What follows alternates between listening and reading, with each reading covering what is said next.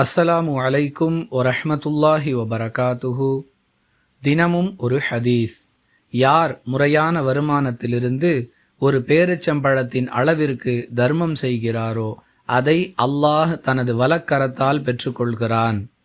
உங்கள் குதிரை குட்டிகளை நீங்கள் வளர்ப்பது போன்று அல்லாஹ் அந்த தர்மத்தின் நன்மையை ஒரு மலையின் அளவிற்கு வளர்த்து விடுகிறான் என்று அல்லாஹுவின் தூதர் ஸல்லல்லாஹு அலைஹி வஸல்லம் அவர்கள் கூறியதாக அபூ ஹுரைரா ரதியல்லாஹு அன்ஹு அவர்கள் அறிவிக்கிறார்கள். நூல் புகாரி, ஹதீஸ் எண் 1410.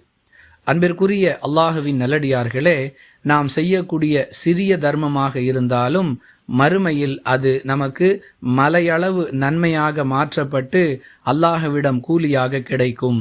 நிபந்தனை என்னவென்றால், முறையான சம்பாத்தியத்திலிருந்து அது தர்மம் செய்யப்பட்ட செல்வமாக இருக்க வேண்டும்.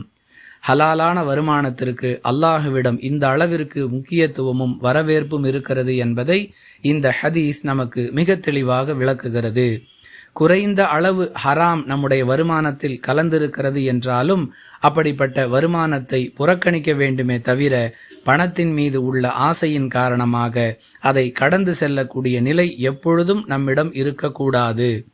யார் அல்லாஹுவை அஞ்சி நடக்கிறாரோ அவர் இந்த நிலையை பெற்றுக்கொள்வார். வாஹிரு தஅவானா அனில் ஹம்துலில்லாஹி ரப்பில் ஆலமீன்.